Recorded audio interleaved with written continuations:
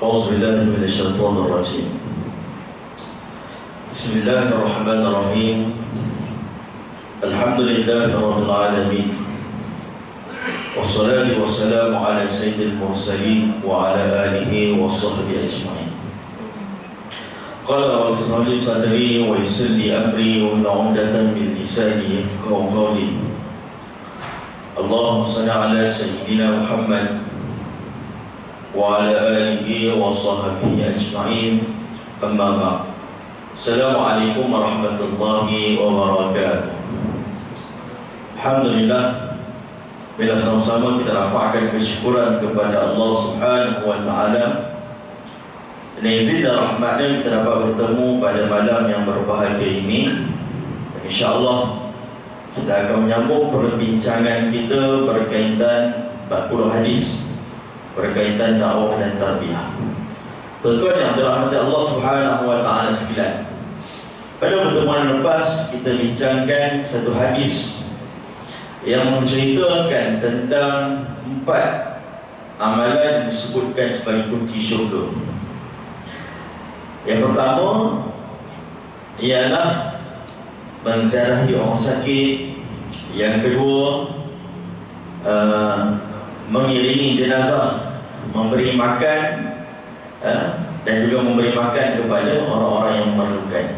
Dan Nabi sebut menisyamaan siapa yang menghimpunkan 4 perkara ini illa dakhala al-jannah, maka Allah Subhanahu wa Ta'ala akan masukkan dalam syurga.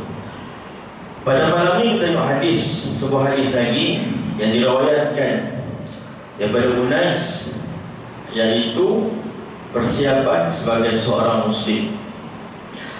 Al-Unais min ahli al-Hamsi min ashabi Mu'az bin Jabal anna Rasulullah sallallahu alaihi wasallam lamma arada an yab'asa al-Mu'az ila al-Yaman qala kaifa taqdi idha 'arada laka al-qada'u qala aqdi bi kitabillah qala fa in lam tajid fi kitabillah qala fa bi sunnati Rasulillah sallallahu alaihi wasallam qala fa in lam tajid fi sunnati Rasulillah sallallahu alaihi wasallam wala fi kitabillah qala ajtahidu ra'yi wala alu fadaraba Rasulullah sallallahu alaihi wasallam sadrahu faqala alhamdulillahi alladhi waffaqa Rasulillah lima yurdi Rasulullah atau kama qala sallallahu Nabi sallallahu alaihi wasallam. Apa makna hadis ini, tuan? Yang pertama disebutkan Al-Unais min ahli Hamsin, daripada ahli Hims,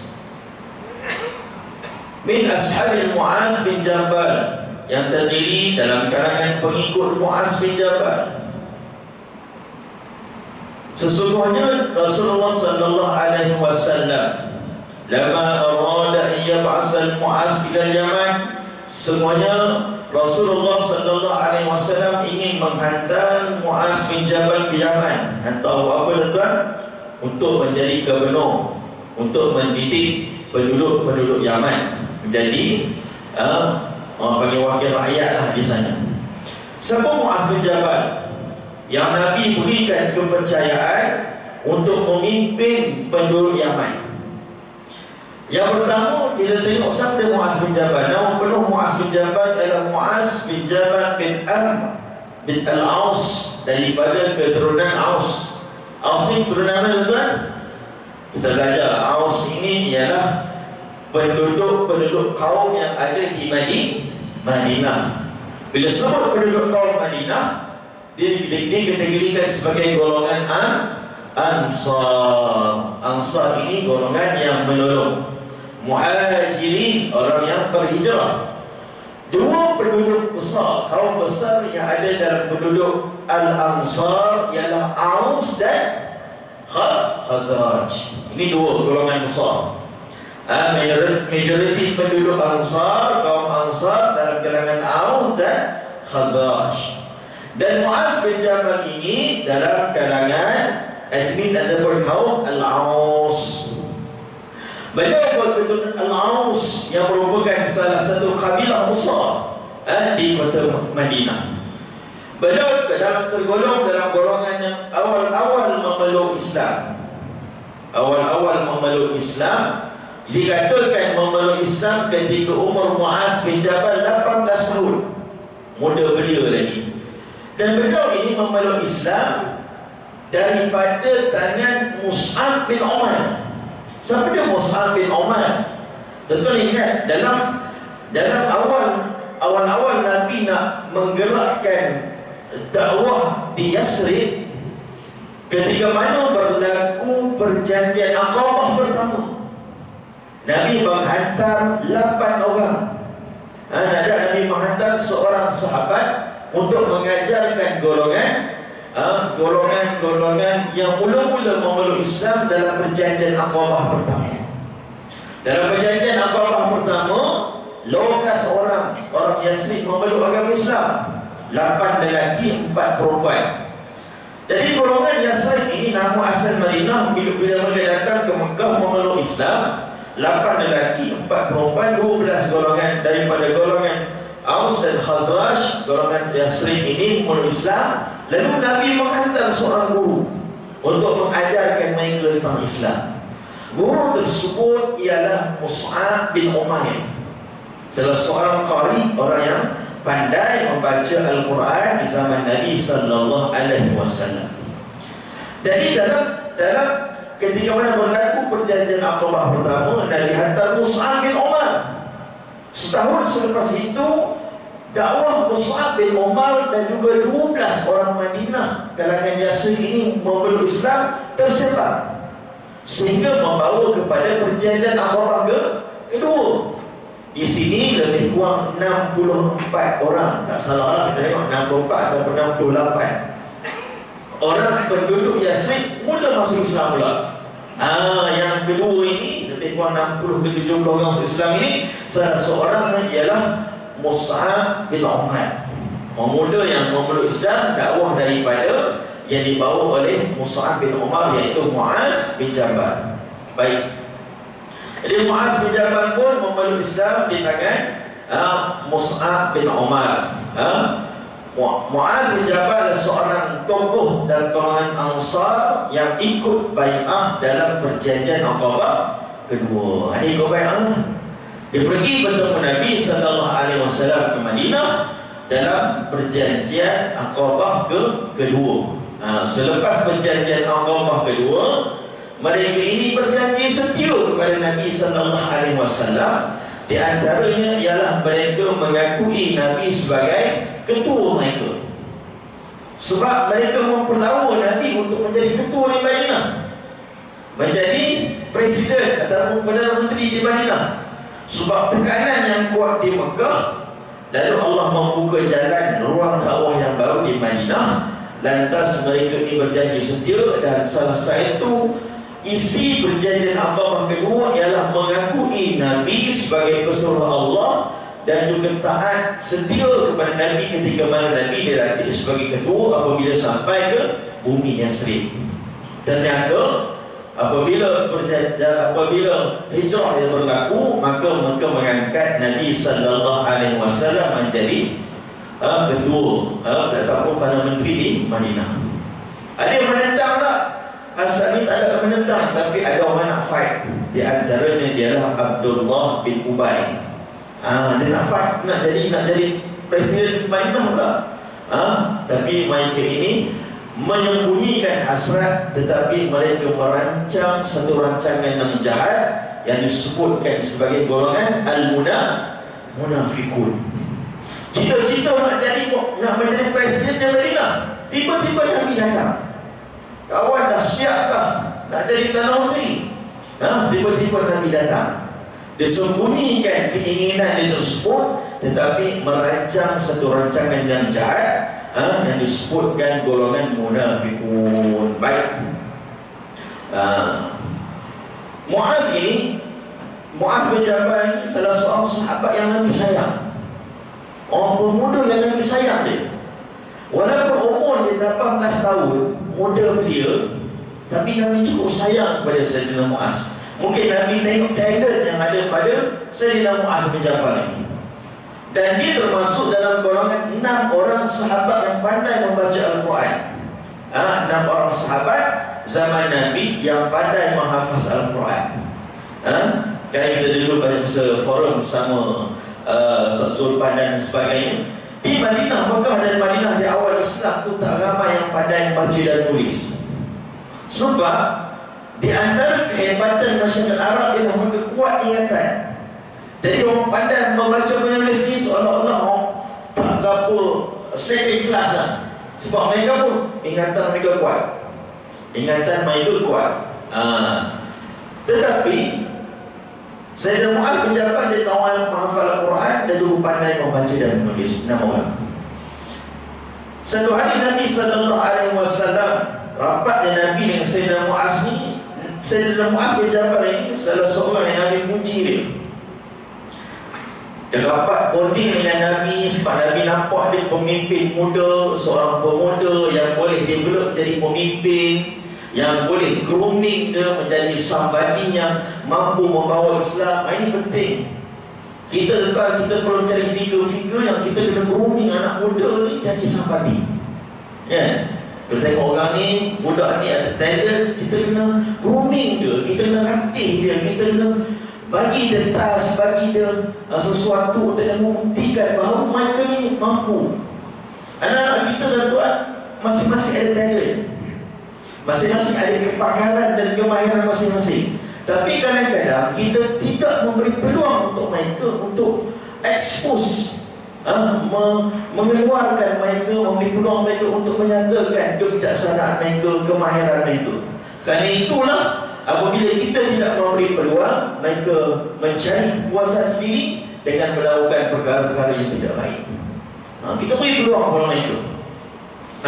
Beri peluang untuk sama-sama terlibat sebagainya. Alhamdulillah, sekitar masjid kita ni kita beri peluang pada anak muda, pada orang nak mencuba tuan. Kita ambil contoh lah, sedih lembu kan. Tuan, kalau ada kampung tuan, orang muda nak sedih lembu jangan harap lah. Tunggu tukang sedih tu mati pun boleh pegang pisau sebelah. Tak boleh. Tapi alhamdulillah kita kat sini kita buka. Siapa nak sebelah boleh datang, kita hajar sebelah. Sudah lembu gantang. Expose pada anak muda supaya dia berani ke depan. Gitulah yang Nabi grooming Sayyidina Mu'az. Sampai Nabi sebut i'lamul ummati bil halal wal haram Mu'az bin Jabal. Di antara orang yang paling mengetahui tentang halal dan haram ini ialah Sayyidina Mu'az bin Jabal. Orang yang paling pakar berkenaan soal halal dan haram. Dan kadang-kadang di antara kaedah Nabi bonding dengan Sayyidina Mu'az, satu hari Nabi berjalan dengan Sayyidina Mu'az. Nabi pegang tali unta berjalan, Sayyidina Mu'az ke atas. Dan sahabat lain tengok situasi ni. Nabi dengan Sayyidina Mu'az naik unta, ni pegang tali unta. Macam orang sahabat tengah bercakap-cakap kan. Dan sahabat lain tengok, macam nak campur lah, nak masuk sikit trap sekali. Tapi sahabat lain kata, biarlah bagi me time Nabi dengan Sayyidina Mu'az. Dan Nabi tanya, memanggil Sayyidina Mu'az, ya Mu'az, wahai Mu'az. Sayyidina Mu'az merapat dia dengan guru dia, Nabi SAW. Dia membalas jawapan Nabi itu dengan satu perkataan yang bukan biasa. Biasa kita sebut, ya Rasulullah, tak. Bila Nabi panggil ya Mu'az, Mu'az sebut, labbaika ya Rasulullah. Subhanallah. Nabi panggil lagi, ya Mu'az, labbaika ya Rasulullah. Ya Mu'az, labbaika ya Rasulullah. Apa maksud labbaika ya? Kita bertalbiyah labbaik Allahumma labbaik. Aku datang padamu ya Allah, aku datang padamu ya Allah. Bila Mu'az sebut labbaika ya Rasulullah, seolah-olah satu penyerahan diri untuk mendengar apa pun arahan Nabi. Ya Rasulullah, aku datang padamu wahai Rasulullah. Aku datang padamu ya Rasulullah. Hebat. Dan di antara pesanan Nabi kepada Sayyidina Mu'az, ya Mu'az, yang sering kali imam kita baca juga. Selepas salat Nabi sebut, ya Mu'az, usika ya Mu'az, la tada'anna fi kulli duburi salat an taqula Allahumma inni ala zikrika wa syukrika wa husna ibadati. Nabi sebut, aku wasiatkan kepada kamu wa Muaz, la tada'anna fi kulli duburi salah, jangan kamu lupa setiap kali lepas salat dengan berdoa, Allahumma inni ala zikra, ya Allah ingatkan aku supaya mengingatimu, wa syukrika, ingatkan aku supaya mensyukuri ni'matmu, wa ingatkan aku supaya tu improve quality ibadah. Improve quality ibadah. Kenapa kena improve quality ibadah? Tuan, alhamdulillah kita ni ahli masjid kan, marilah belajar. Ada ustaz ajar bunyatul musalli, Ustaz Zani ajar faraid, Ustaz ajar fiqh dan sebagainya. Ada setengah orang tuan, kita tanya dia yang tak datang masjid kan, bila tuan akhir belajar solat? Saya akhir belajar solat tu belajar 6 tahun berapa? Yalah, lepas sekolah belajar solat tahun 6, tahun bila? Masa sekolah rendah akhir ngaji belajar solat, belajar solat. Sekolah menengah tak ada dah tuan, tak ada dah sekolah rendah ya. Itulah akhir kalau kita tidak mendasari majlis ilmu, tak improve kualitas ibadah, tak ada. Sebab Nabi sebut wa husna ibadati, tingkatkan kualiti ibadah. Kita rasa kita tahu, rupa-rupa yang banyak lagi yang kita tidak tahu. Saya ingat masa kita pernah kita buat umrah kan, ada orang tanya, dia lepas dia tawaf, tak bertahalul. Katanya lepas tawaf kena tahalul. Kalau ada dalam ihram, tak beda. Kena haji kenapa tak tahalul? Ni umrah sunnah. Saya dah umrah dah sebelum ni. Dia ingat dia dah umrah sebelum ni, dia tak tahalul dah. Subhanallah. Ada juga orang ingat saya ceramah di surau besar, dia suara kecil tapi golong orang, dia audien dia rumah besar kan, tak ramai pun. Saya ingat saya kuliah biasa maghrib adalah 10 orang yang ramai, ada 10 orang je. Bila saya umum temu tuan, bawa tapung tak jadi 10 orang. Tapi petang esok juga, kata ustaz, lepas esok datang surau 30,000 bagi cek. Ini tak datang ramai-ramai lah pun, dia bagi cek banyak lah pun. 30,000 seorang tu bagi 10,000 kan. Baik, dia ingat yang kadang zakat ni, dia ingat zakat kepala je. Zakat kepala, zakat fitrah yang nak bayar Ramadan tu RM7, RM14, RM21. Dia tak tahu pun yang kena bayar zakat pendapatan ke zakat rumah, dia tak tahu pun. Tak tahu. Mungkin sebab dia tak terdedah, tak datang ilmu, tak tahu kena bayar ke zakat pendapatan. Saya ni gaji RM20,000 tak pernah bayar pun. Dia tak tahu. Baik, wa husni ibadati, tingkatkan kualitas ibadah. Ini Sayyidina Muaz bin Jabal, seorang tokoh anak muda yang Nabi grooming dia. Dan Nabi tanya ketika mana Nabi nak hantar dia kembali ke Yaman untuk menjadi pemimpin di Yaman. Dan kita di Nusantara ni, Islam kita datang daripada pendakwah-pendakwah dia di Yaman. Kenapa pendakwah di Yaman? Sebab Yaman ni kedudukan dia dari pantai. Penduduk Yaman ni orang yang berlayar sampai ke Nusantara kita. Baik.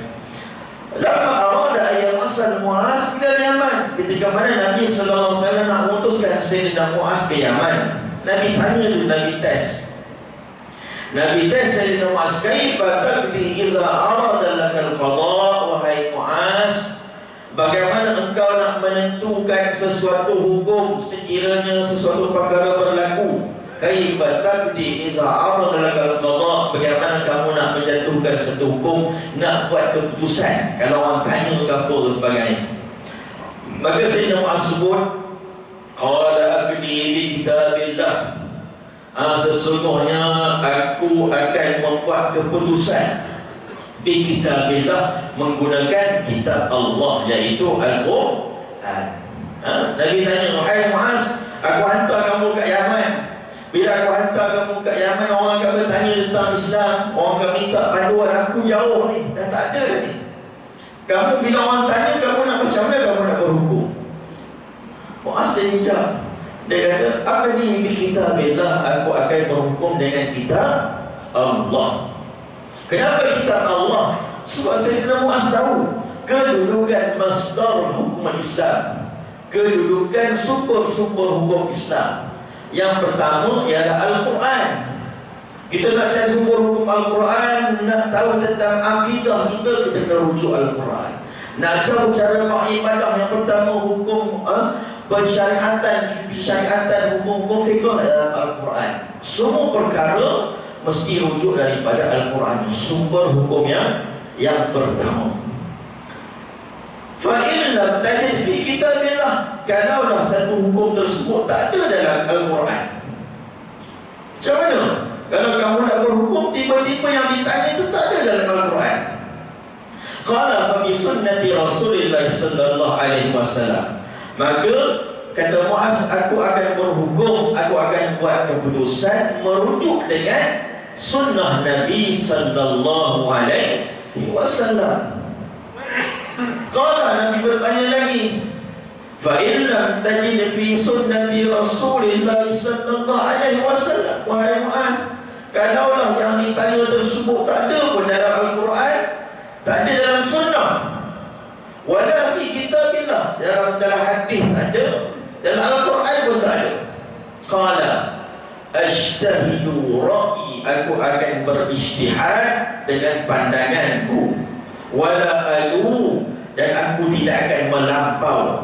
Fadaraba Rasulullah sallallahu alaihi wasallam sadrahu, maka Nabi sallallahu alaihi wasallam menepuk dada Sayyidina Muaz. Lalu Nabi sallallahu alaihi wasallam bersabda, alhamdulillahilladzi waffaqa Rasulullah, segala puji bagi Allah yang memberikan taufik kepada utusan Rasulullah lima yardi, sesungguhnya Rasulullah meridai bima yarda Rasulullah, Rasulullah meridai utusan yang diutuskan oleh Rasul ini. Ini Nabi tanya. Apa istifadah daripada hadis ini tuan? Yang pertama, hari ini menunjukkan kelebihan Sayyidina Muaz bin Jabal yang saya ceritakan di awal tadi.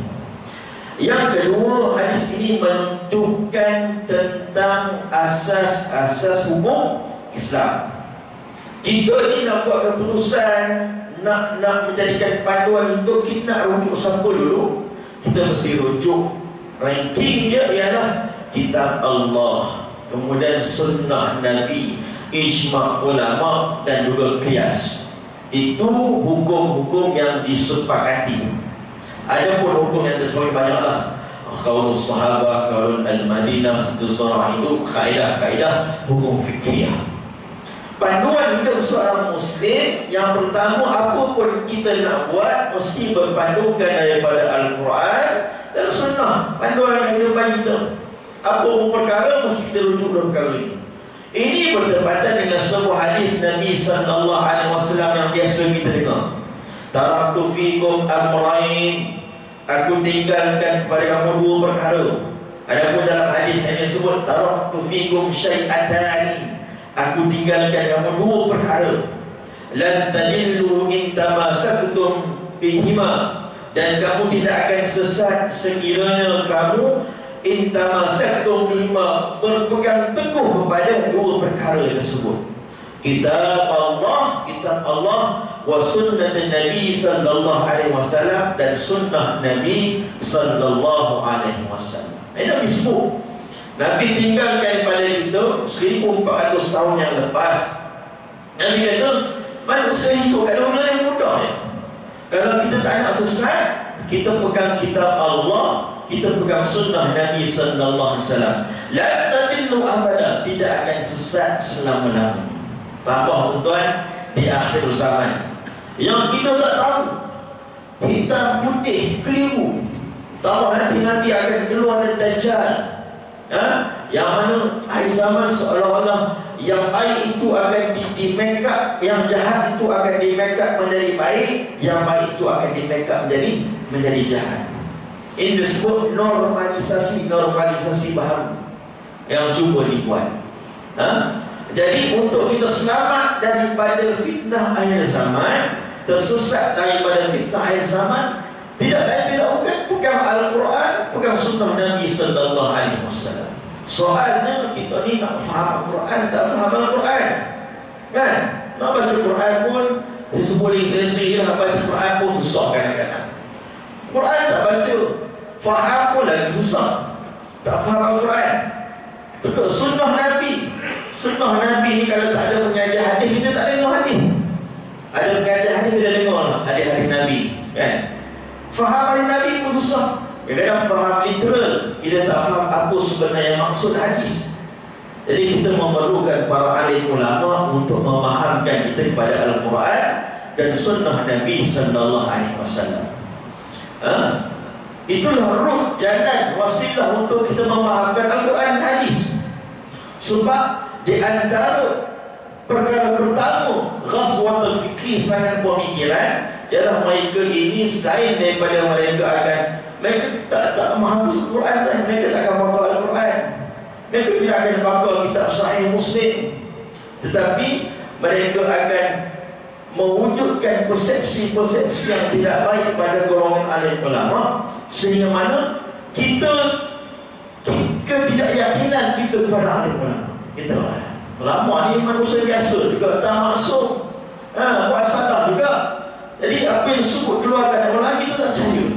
Bila kita tak percaya, datang mana nak kefahaman kita pada Al-Quran dan hadis? Bagaimana kita nak memaham Al-Quran, memahamkan hadis Nabi sallallahu alaihi wasallam. Hadis yang kita sebut sebelum ni kan, yang disebut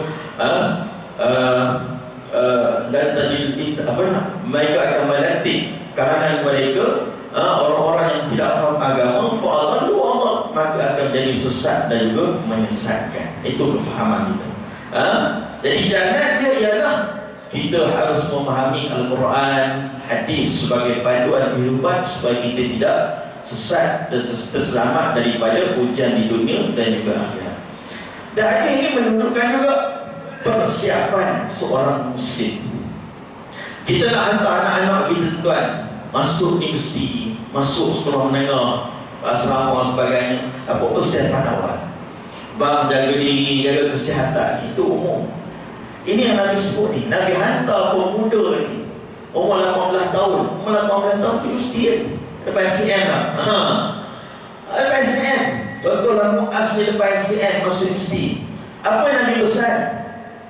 Faham. Sebelum Nabi hantar masuk pergi bermusafir, Nabi installkan dulu dalam diri Sayyidina Mu'az, faham Al-Quran, faham hadis. Ini akan menjadi penting pada seorang pemuda itu, supaya mereka tidak terpengaruh dengan pemikiran-pemikiran ataupun agenda-agenda serta perkara-perkara yang merosakkan. Ajar anak sebelum masuk mesti, sebelum pergi bermusafir dan sebagainya, asal pertama biarkan anak kita faham Al-Quran. Paling kurang biarkan anak kita sebelum kita lepaskan ke mana-mana, paling kurang khatam Al-Quran. Orang dulu kita ingat, masa sebelum kahwin kan, malam akad nikah kita buat apa kan? Khatam Quran kan? Saya lama tak nikah, tak boleh ingat. Orang dulu kan, orang dulu malam akad nikah tu dia khatam Al-Quran. Kan orang kampung kan, dia akan khatam Quran, lagi khatam Quran, yang perempuan Al-Quran. Maksudnya mau ayah dia ni dah selesai dah selesai tanggungjawab untuk ajarkan Quran. Mau nikah dengan aku, mau belajar Quran. Ya dulu, mana tanggungjawab bapak ni selesai dah. Tengok ni, malam sebelum aku nikahkan aku ni, aku dah habiskan baca Quran. Simbolik maksudnya ilmu Quran tu dah selesai dah. Aku esok tu dia bernikah dengan suami dia, menjadi pas pattern tanggungjawab mas'uliyah pendidik isteri dia. Kan? Tuan, nak belajar Quran ni, anak-anak saya ambil kontak saya sebagai seorang guru lah di sekolah. Target kementerian sebelum habis tahun 6, sebelum masuk sekolah menengah, mesti khatam Al-Quran. Mesti khatam Al-Quran. Tapi data yang kita ada, data yang kita ada, kita ambillah di PPD kita ni. Kita ada PPD, Pejabat Pendidikan Daerah. Memberi petani perdana ni, dia ada 180 sekolah. Kan? Dan budak darjah 6 yang masuk sekolah menengah, yang masih lagi Iqra 3 ke bawah, 600 orang. 600 orang lebih kurang. Itu Iqra 3 tuan. Kalau campur Iqra 4, 5, 6, maksudnya tak belum lagi Quran lagi. Iqra lagi. Mungkin hampir 700 ke 800. Mungkin akan masuk sekolah menengah. Tuan, masuk sekolah menengah. Di sekolah rendah dia ada mata pelajaran Quran. Quran ni guru akan talaqi musyafahah. Berhadapan yang murid baca, guru tegur. Ada masa yang banyak kita ada murid tasmih. Tasmih ni murid baca, guru tasmih baca murid. One by one, habis. Tapi masuk sekolah menengah dah tak ada dah. Sekolah menengah tak ada dah. Sebab banyak subjek yang murid kecap. Dah tak ada dah. Guru nak ada pun kena intensif. Cuba bayangkan murid-murid yang masih lagi belum masuk Quran, belum Iqra ni, itu belum cerita belum habis Quran, yang dah khatam Quran berapa orang je. Satu sekolah tu kalau murid tahun 6 tu ada lebih kurang 200 orang atau 300 orang yang khatam Al-Quran. Tahun 6 ada 60-70 orang. Yang lain tu belum khatam lagi. Belum khatam lagi. Mana dia baca setakat juzuk 2, juzuk 3. Masuk dalam keadaan belum lagi menamatkan bacaan harfiah, nazarah kan. Baca. Terus sekolah dah tak ada dah. Tak ada dah program khusus kecuali kelas KA. Kelas KA budak-budak yang pandai. Kelas ayat Arab, kelas ayat agama, budak-budak yang pandai. Dia akan baca taranum, dia akan baca qiraat. Yang lain ni dah tak ada dah. Bila guru suami dapat ditek tingkatan 3, bila ada sebaliknya 3, dia ada ayat-ayat hafazan. Kat sini dah baca Quran tak ada, nak gambar lagi dah kan.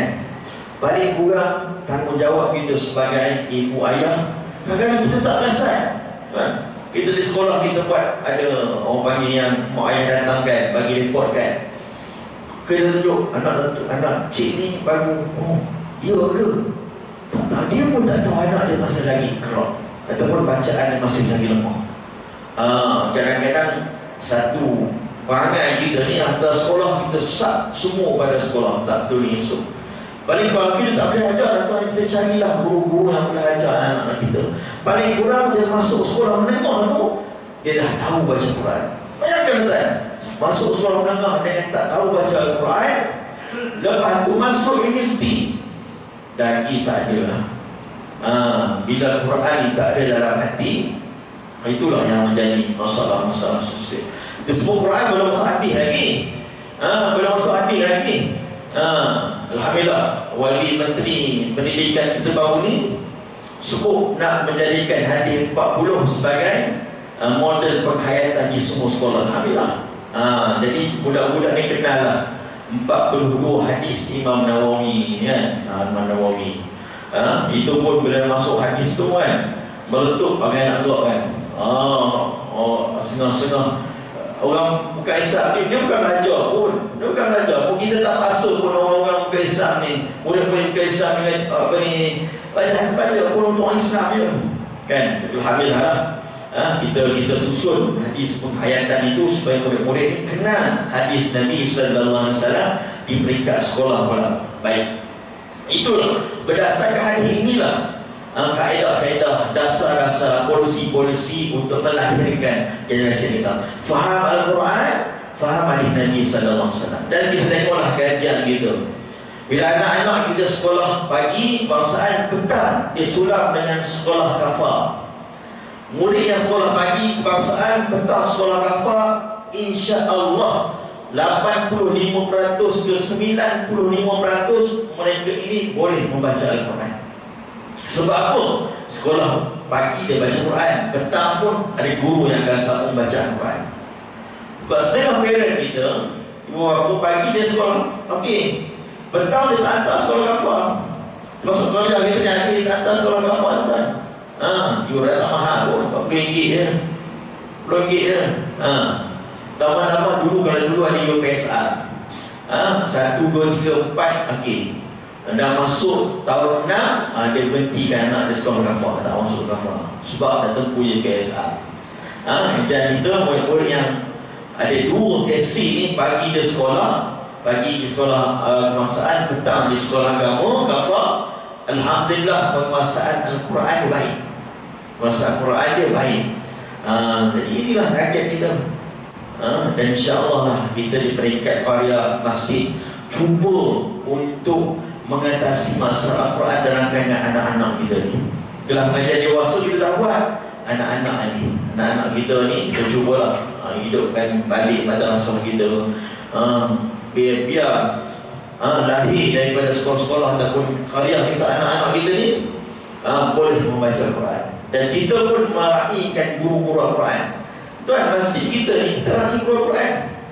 Ada beberapa belas guru Al-Quran yang mengajar anak-anak di flat-flat ni tuan. Tu mungkin anda tak tahu. Daripada duit tuan-tuan tabung masuk dalam masjid ni tuan. Guru-guru Al-Quran kita ni setahun sekali dalam Ramadan kita akan bagi satu hati yang mengajar Al-Quran anak-anak ini sebagai complementary. Kita tak boleh mampu buat semua, tapi sebahagian di catch up ataupun di backup oleh guru-guru Quran yang peringkat di flat-flat ni, kita raih mereka satu hati sebagai penghargaan untuk mengajar Quran.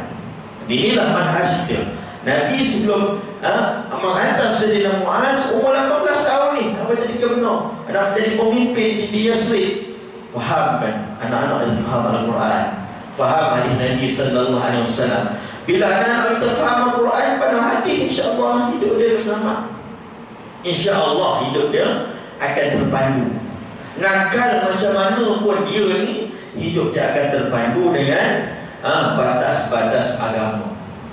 Batas-batas agama. Dia tahu halal haram, dosa pahala. Jauh mana dia pergi pun, dia akan tahu jalan pulang. Dia akan tahu jalan balik.